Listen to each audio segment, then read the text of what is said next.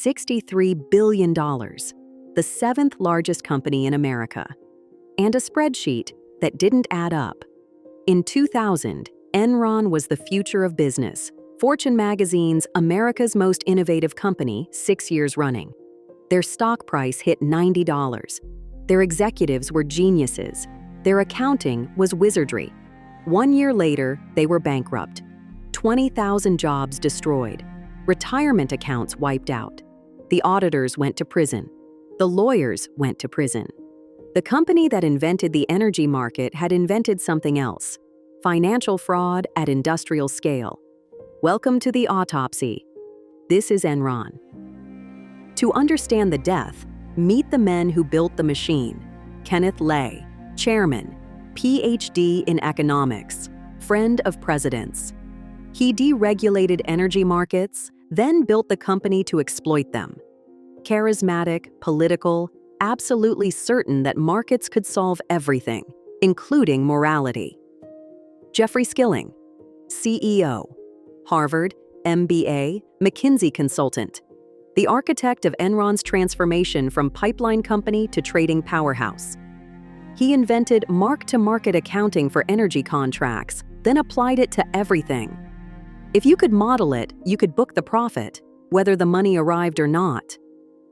Andrew Fastow, CFO, the wizard behind the curtain. He created the special purpose entities, the off-balance sheet vehicles that hid debt, manufactured earnings, and made Enron look solvent while it hemorrhaged cash. He won CFO Magazine's CFO of the Year in 1999. The award aged poorly. The origin story was legitimate. 1985 merger of Houston Natural Gas and Internorth. Pipelines, real assets, boring utility business. Then Lay and Skilling had a vision. Don't move gas. Trade it. Create markets for electricity, bandwidth, weather derivatives, anything. Become the Goldman Sachs of energy. The growth was explosive. 1990, $10 billion revenue. 2000, $100 billion revenue. Stock price rose 800% in a decade. Employees invested their 401s in Enron stock. Company match was Enron stock. And you couldn't sell until age 50. They were believers. The body looked like capitalism perfected. The disease was metastasizing in the footnotes. Let's dissect the accounting. Because Enron didn't fail, despite being smart. Enron failed because it was too smart for its own good. First, mark-to-market accounting. Normal companies record revenue when they receive cash. Enron recorded revenue when they signed a contract, projecting future profits, discounting them to present value, booking the entire amount immediately. A 20-year deal with estimated profits of $100 million became $100 million in revenue today. Whether the profits materialized was a problem for future Enron. Future Enron was always worse off.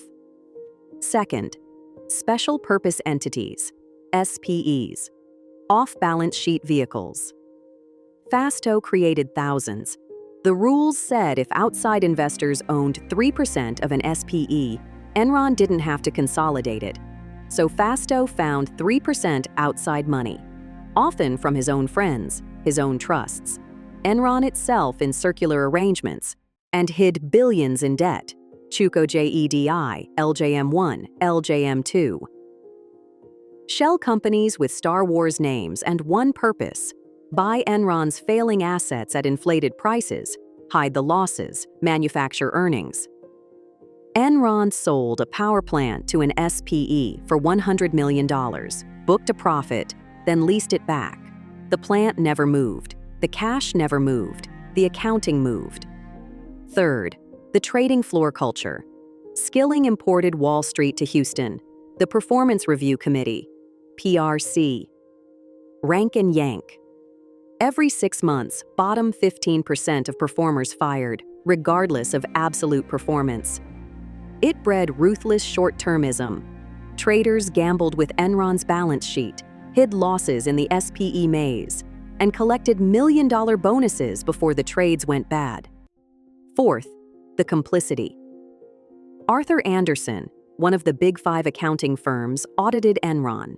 They shredded documents when the SEC started asking questions. Their Houston office billed Enron $52 million annually in audit fees and another $27 million in consulting fees. They were paid to look the other way. The disease was systemic. The board met twice yearly for briefings. They approved the SPE structures without understanding them. The credit rating agencies saw the stock price rising and kept Enron at investment grade. The banks, Citigroup, JP Morgan, Merrill Lynch, loaned Enron billions against the fraudulent collateral, collecting fees while the patient bled. The smart guys had built a machine so complex that no one person understood the whole thing. That was the point. Complexity was the weapon. By the time anyone traced the cash was gone. The bleeding started with a phone call. August 2001. Sharon Watkins, Enron vice president, wrote an anonymous letter to Lay. "I am incredibly nervous that we will implode in a wave of accounting scandals," she warned. She had found the SPEs. She had traced the debt. She knew the company was a house of cards. Lay did nothing. He called lawyers. They assured him the accounting was aggressive but legal. It wasn't. The real incision came October 16, 2001. Enron announced a $618 million third-quarter loss, and, almost as an afterthought, a $1.2 billion reduction in shareholder equity. Gone, vanished into the SPE maze. The market finally asked, where did the money go? The stock collapsed. $33 in October, $10 in November, 26 cents in December. Credit ratings cut to junk. Trading partners demanded collateral Enron didn't have. The energy trading desk, supposedly worth billions, shut down because no one would trade with them. Skilling had resigned in August, citing personal reasons. He sold $60 million in stock before leaving.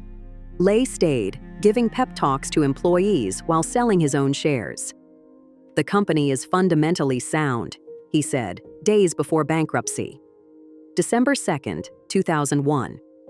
Enron filed the largest bankruptcy in American history. $63 billion in assets. 20,000 employees fired. Retirement accounts holding Enron stock, once worth $2 billion, became worthless. The employee who retired in January 2001 with $1.3 million had $3,500 in December. The trials were inevitable. Fasto pleaded guilty, testified against Skilling and Lay. Skilling convicted of conspiracy, fraud, insider trading, 24 years in prison, later reduced. Lay convicted of all counts, died of a heart attack before sentencing. Arthur Andersen, convicted of obstruction, dissolved as a firm.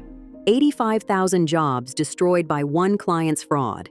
The autopsy was public, humiliating, and supposed to be final. It wasn't. The Y incision, the precise cut that reveals cause of death, points to 1997, the creation of Chuco, the first SPE. The moment Fasto realized he could move debt off the balance sheet with 3% outside money and a wink from Arthur Andersen, that was the kill shot. Not because Chuco destroyed Enron, because it proved the system could be gamed. It taught Skilling that complexity was camouflage. It taught Lay that regulators were slow. It taught Wall Street that Enron could manufacture earnings, and the stock would rise.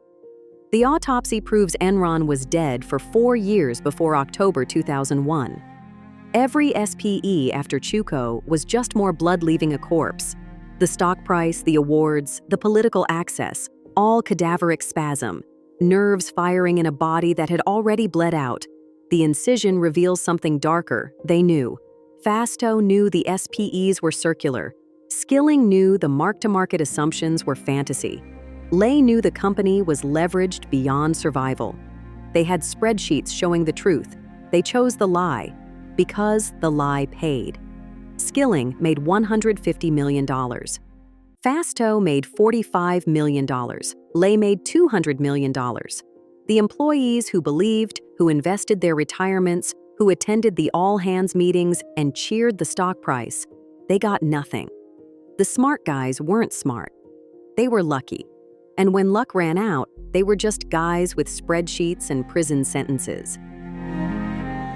The lesson of Enron isn't, accounting is hard, it's simpler. When complexity exceeds comprehension, someone is stealing.